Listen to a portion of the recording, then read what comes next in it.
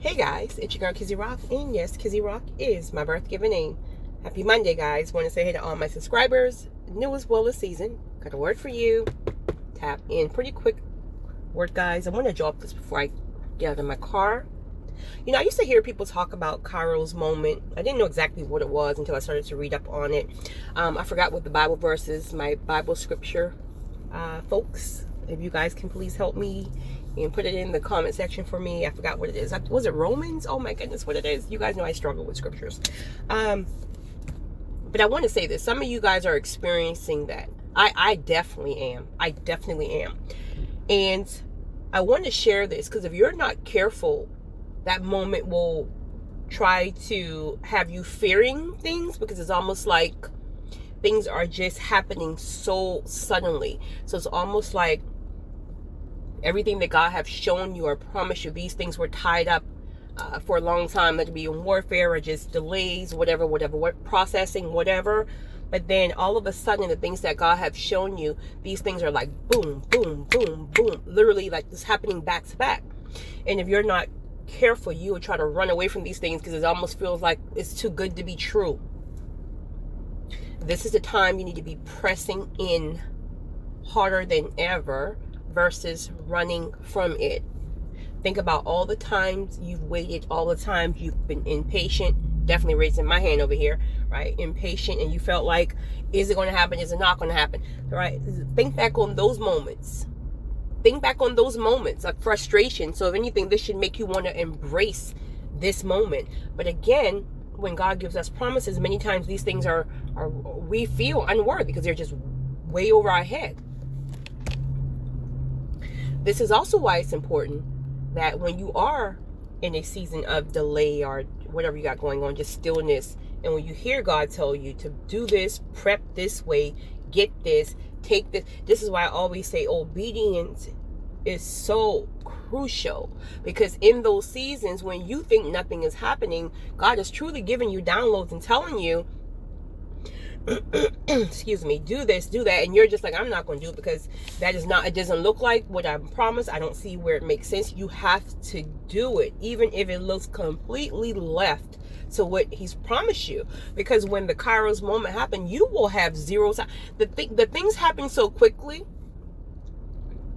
you will have zero time to prepare, and you're going to miss it if you have not already prepared for it, regardless of how long it took for you to prepare and nothing made sense. You just got to do it, because there's going to come a time when that floodgate is going to open, and it's just going to be a massive rush.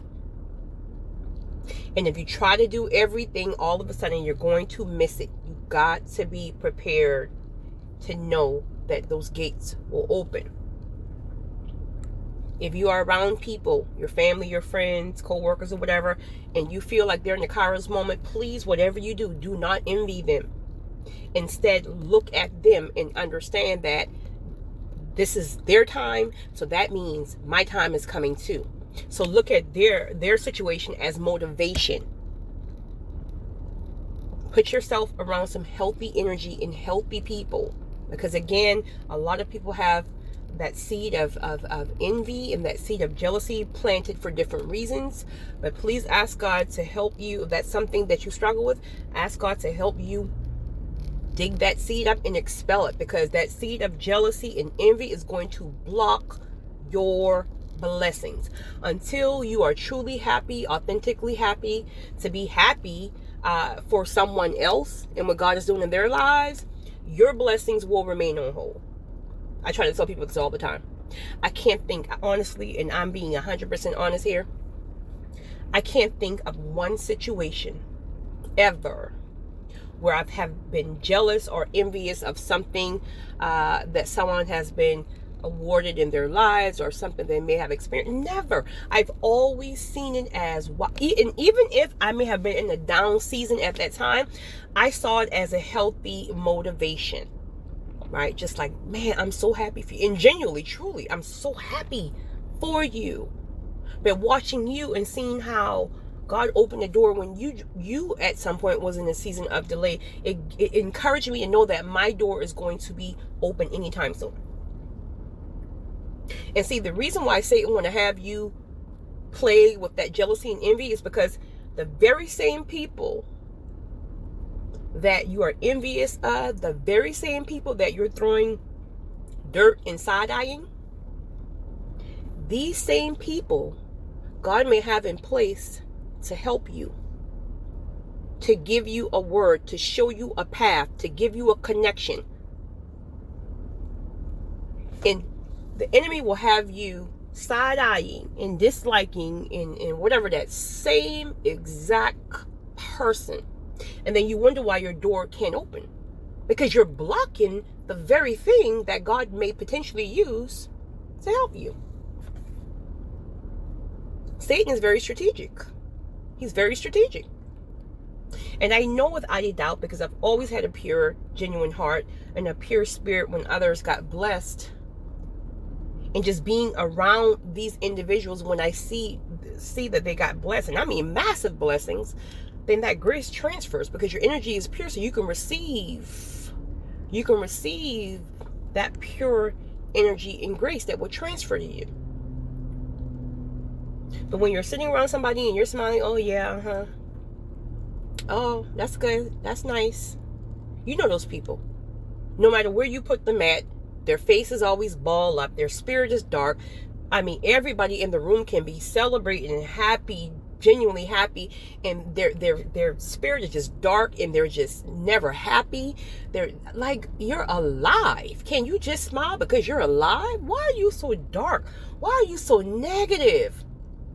If your life is that miserable, get up and do something with your life. I just don't understand why so many people, talking about women more than anything right now, are so competitive, so dark, want to constantly okay, matter of fact, perfect example here. There was a post, I won't say who it is, but you guys you probably have already seen it, but there's a rapper who shared a post. No, actually, comedian who shared a post. And in the post, there was a young lady. She was on the heavier side, but she was basically naked, right? And so she must have had some work done or something like that. And then she didn't have like favorable results. And listen, the comment section from women were non-stop degrading messages, right? It was just like, girl, you look this way, girl, you're fat, girl, you're this, girl, you better go get your money. Like just that constant. And I was just reading the thing or whatever, and I was like, you know what? You don't see any men on this post. Well, men are men when it comes down to that. But even when you see a guy post something, you don't see men just sitting there attacking other men. Like, oh, you're fat, you're this, you got I don't know, what is the shoe? Lopsided feet, shoes or whatever, like the lean on me shoes. You don't see guys doing that. Women are conditioned to pin themselves against each other. So, me being me, always the oddball, I commented, right? And I don't even too much get into all that foolish, well, what's the word Pastor used? Buffoonery? I don't even get into all that ruckus, right? But my spirit told me to comment. So I commented and I said, sis, you're beautiful. And I'm sorry that you're having to read all these negative comments. Women are conditioned to pin themselves against each other, regardless if we agree or disagree with someone's behavior or lifestyle. Instead of attack, you can pour into. What does pour into look like? I'm going to hit you up in your inbox like, sis, you're beautiful. But I see your broken spirit. I see you've been hurt. I've seen you probably experience trauma like the majority of women have in life. But you don't have to X, Y, and Z, right? And so on, and so on, and so on, and so on. I forgot about it. I went about my business. Yesterday, someone commented back and was like, I'm so glad that somebody, take things and try to put it in a positive outlook. And when I look, I can't tell you how many likes were on that comment. I didn't even think no more about it. I probably didn't even check it again because I just knew some old mud ducks and some bottom feeders would have probably just say some buffoonery. But so you see how people follow the masses. Now, where were all the other people when people were attacking this girl? Like, I mean, attacking, seriously. I knew that girl had to shed some tears when she read those comments.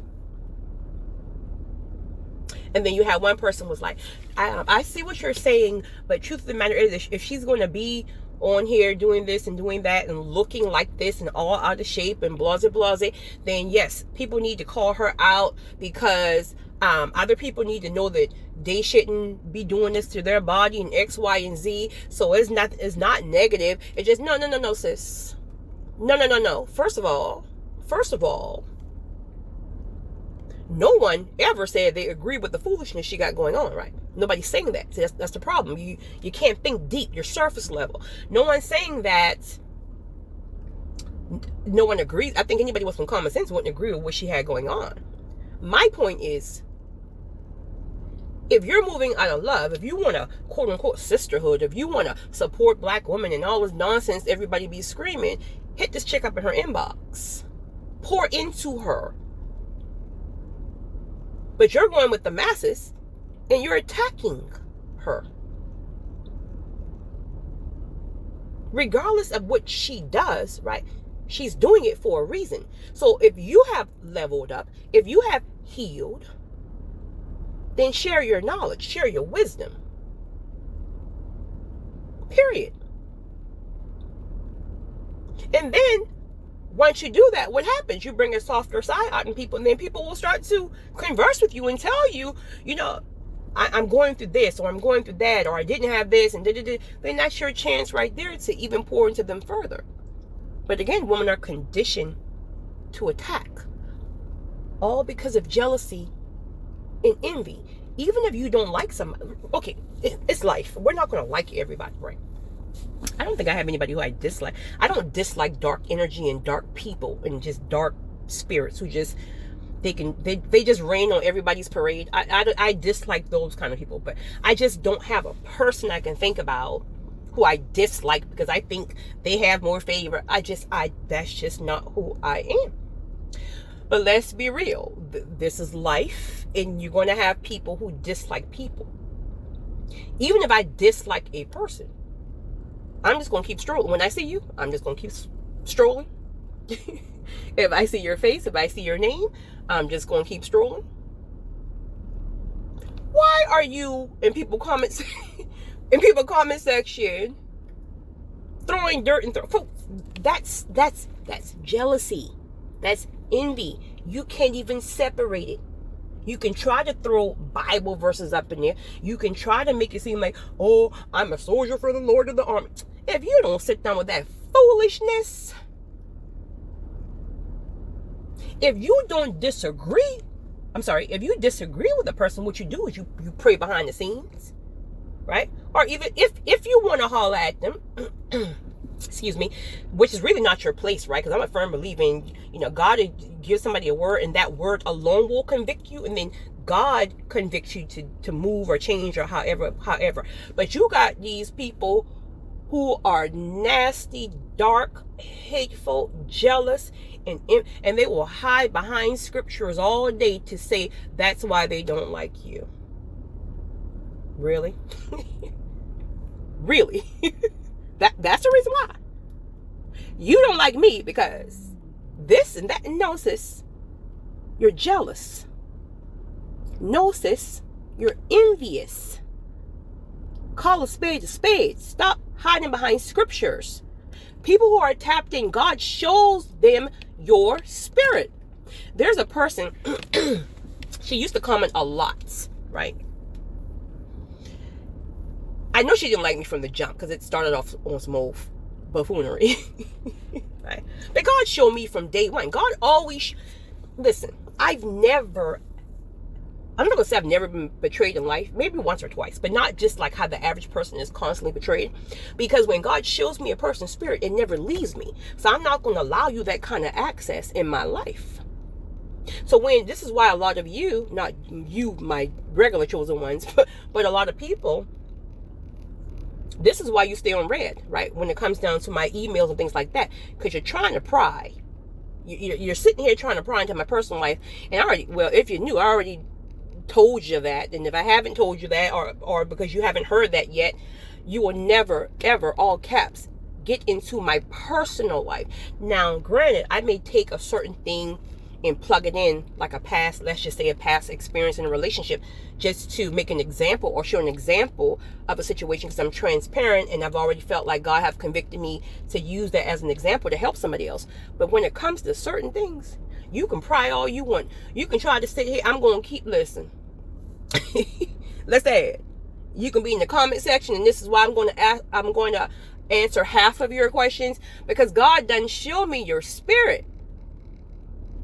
Please understand, and I know a lot of people don't get this because a lot of people are not spiritually connected like that.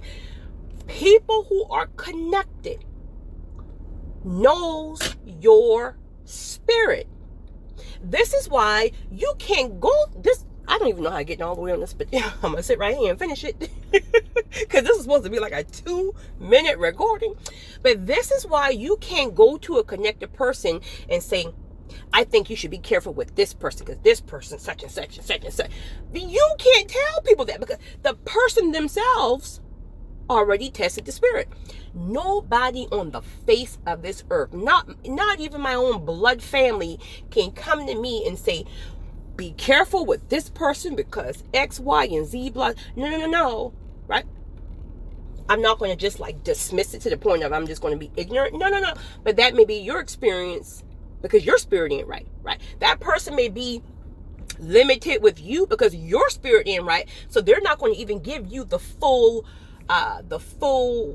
feeling of their true spirit, meaning they're going to be blocked with you. There's people who I'm very blocked with. I'll sit here and have a conversation with you all day long about whatever you're asking me about, but my spirit is blocked because your spirit ain't right. And I'm not going to allow your spirit to try to jump in my spirit just because you're saying some good words. I've had people tell me things about, well, this person here, I think this person did it, and this person did it. And you know what? When I met that person, complete different experience. The things you said about this person, about their spirit, and about their life, and I didn't receive that. I didn't receive that. So I'm going to still walk on what I felt, not what you tell me. Your spirit ain't right, so you can't even tap into their spirit the right way anyway. So I'm telling you, sis, plural, until you get that jealousy out your heart, until you get that envious out your heart, you're going to have, what's the spirits? You're going to have familiar spirits coming and dropping the wrong thing into your spirit. That's familiar spirits telling you that nonsense about a person. That's familiar spirits. So please, no judgment here. If that's a seed you carry, stop hiding behind religion. Oh, what I was saying, about the young lady who would always comment, and this was earlier, before my page grew or whatever, and now all of a sudden she disappears, but she listens every day. She's listening now. God done show me she's listening now. But her spirit ain't right. She would send me chapters of messages about how she admires me. And this, sis, you don't like me. You don't like me. But I send you smiley faces. I respond to your messages. But you kept prying. Then I just left you in red, right? Because God done show me your spirit. You're not going to get what you want. Period. I'm too tapped in. But I thank you for listening every day. I truly pray that everything you've been through in your life, from the bullying, from the things that other kids have said to you, from your first heartbreak, from other women saying things to you that killed your confidence and your self-esteem. From the times familiar spirit had you trying to compare yourself to myself. I truly pray that God heals that area, that wound in your heart. Because if you allow him in, when it's healed, you will never, ever, all caps, ever compare yourself to another woman again. It's your girl, Kizzy Rock.